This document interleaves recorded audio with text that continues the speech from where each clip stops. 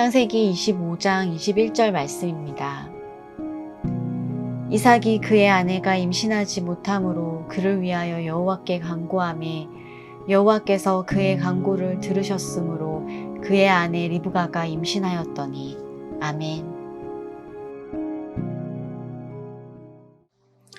하나님을 향한 신앙 고백이 그렇게도 온전했던 아브라함의 스토리가 하나님과 함께 세운 그 언약이 얼마나 중요한가 하는 것을 다시 한번 강조하면서요, 이제 이삭과 그의 자손들에게로 이어지게 됩니다.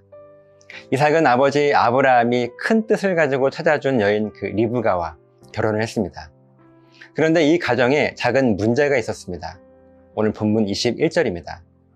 이삭이 그의 아내가 임신하지 못함으로 그를 위하여 여호와께 간구하매 여호와께서 그의 간구를 들으셨으므로 그의 아내 리브가가 임신하였더니. 아멘. 이삭이 리브가와 결혼을 했는데요, 이 아내 리브가가 임신을 하지 못했습니다. 그래서 이삭이 하나님께 간구했고 하나님께서는 이삭의 간구를 들으시고 이 리브가로 하여금 임신을 할 수 있도록 응답해 주셨습니다. 사실 언뜻 보면요, 이 간단한 이 한 절의 말씀이 우리에게 얼마나 중요한 진리를 말씀하고 있는지 몰라요. 우리들은 이렇게 생각할 수 있습니다. 문제가 있어서 그 문제를 가지고 하나님께 간구했고 또 하나님께 간구했기 때문에 당연히 그 간구를 들어주신 것 아닌가요? 물론 크게 보면 이 말씀이 맞아요. 그런데 조금만 더 자세하게 이 말씀을 들여다보면요, 우리들이 하나님께 어떠한 문제를 가지고 간구한다고 하는 것이 얼마나 중요한 것인지를 깨달을 수가 있습니다. 오늘 본문을 보면요, 이삭이 하나님께 간구했다고 말씀하고 있는데 이때 간구하다라는 이 말의 히브리어 원어의 의미를 보면요, 서로 주고받다, 풍성하게 하다 라는 의미를 가지고 있어요. 우리들이 이 기도에 대해서 생각을 할 때 기도 그러면 하나님께 우리의 필요를 구하는 것 정도로 생각을 하고요, 오늘 이삭이 간구했다고 하면 정말 우리들의 힘으로 해결하기 힘든 문제를 하나님께 간절하게 구한 것이 간구하는 것이라고 생각을 합니다. 그런데 성경이 말씀하고 있는 이 기도의 본질은 단순히 하나님께 간구하기만 하는 것이 아닙니다. 이삭이 아내를 맞았습니다. 그리고 자손을 이어가야 하는데 리브가가 임신을 하지 못했어요.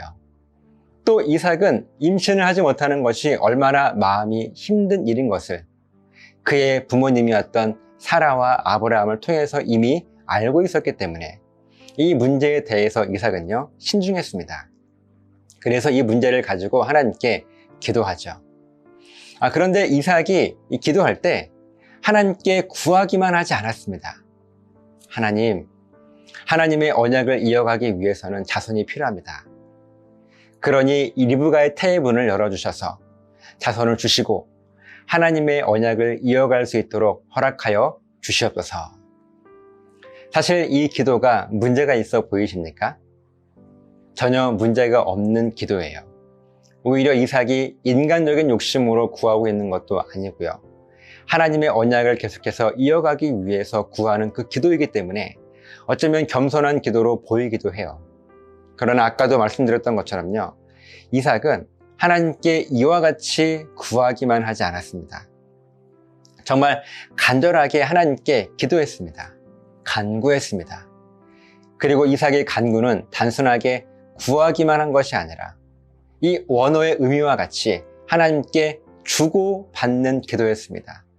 여러분, 무엇을 주고받았겠습니까? 이삭의 아버지였던 아브라함이 하나님께 기도했던 것처럼 이삭 역시 하나님을 향해서 자기의 신앙을 고백합니다. 어떤 신앙 고백이었겠습니까? 이삭은 자기가 어떤 존재인가 하는 자기의 정체성을 하나님께 고백했습니다. 하나님, 저는 저의 힘과 능력으로는 아무것도 할 수 없는 존재입니다.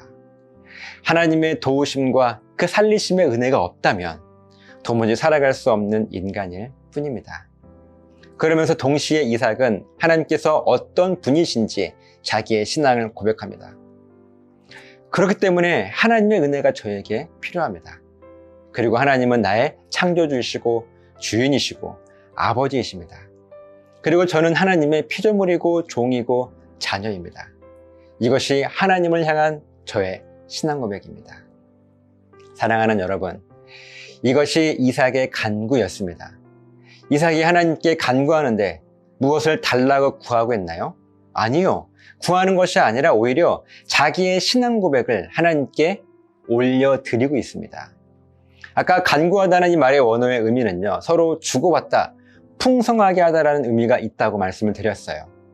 이삭이 이 하나님을 향한 이 간구는요, 이와 같이 하나님께 자기의 신앙을 고백하고 이 신앙 고백에 대한 응답으로, 그래, 너의 그 고백대로 내가 너의 하나님이다 라는 그 하나님의 은혜, 이렇게 하나님과 이삭은 서로를 향한 그 고백을 주고받으면서 풍성한 은혜를 누리게 되었습니다.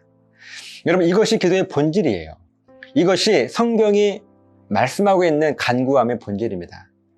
우리의 필요를 구했더니 하나님께서 주셨더라, 이런 1차원적인 그런 은혜가 아닙니다. 하나님과의 완벽한 소통, 그리고 그 안에서 누릴 수 있는 그 은혜의 풍성함, 이 은혜는요, 경험해보지 못한 사람은 도저히 이해할 수 없는 은혜입니다. 더 중요한 것은 하나님은 이미 우리들의 필요를 알고 계십니다. 꼭 구해야 주시고 구하지 않으면 안 주시는 그런 하나님이 아니세요. 그렇기 때문에 우리의 기도는 더더욱 구하는 것이 아니라 우리의 신앙 고백을 하나님께 드려야 되는 것입니다. 오늘 이삭의 간구함을 통해서 기도의 본질을 우리가 분명하게 깨달으셔서 저 여러분들의 기도 생활에 더 풍성한 은혜를 누리게 되시기를 예수님의 이름으로 간절하게 부탁을 드립니다. 기도하시겠습니다. 하나님, 이삭은 하나님을 향하여 정말 힘껏 간구했습니다. 이때 간구했다라는 이 말의 의미는 단순히 무엇을 간절하게 구했다는 의미가 아니라 하나님을 향하여 온전한 신앙 고백을 올려드림을 통하여서 서로 주고받는 그 은혜를 통하여서 풍성한 은혜를 누렸다라는 말씀의 의미였습니다. 우리의 기도가 지금까지 하나님을 향하여 무엇을 간구하고 구했던 그런 기도였다면 이제 말씀을 통해 깨닫게 되는 것은 하나님과 나 사이에 온전한 신앙 고백이 서로 오고 가며 우리들의 영혼이 풍성해지는, 또 우리의 삶이 풍요로워지는 그런 은혜인 것을 고백하게 하여 주시옵소서. 감사드리며 축복하며 예수님 이름으로 기도드리옵나이다. 아멘.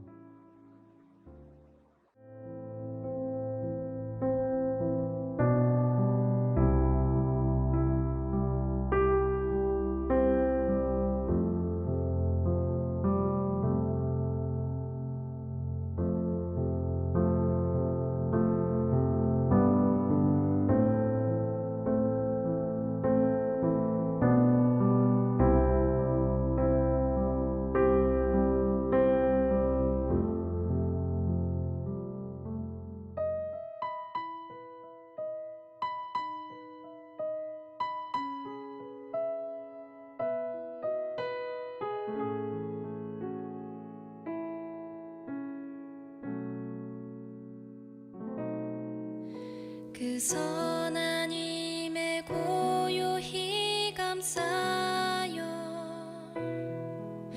그 놀라운 평화를 누리며 나 그대들과 함께 걸어가네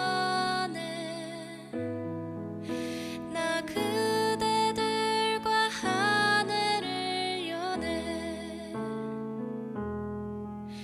그 선한 힘이 우릴 감싸시니 믿음으로 일어나릴 기대하네 주 언제나 우리와 함께 계셔 하루 또 하루가 늘 새로워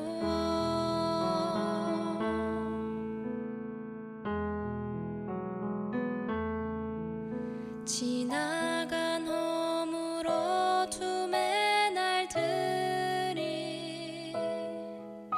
무겁게 내 영혼 짓눌러도 오 주여 우릴 외면치 마시고 약속의 구원을 이루소서 그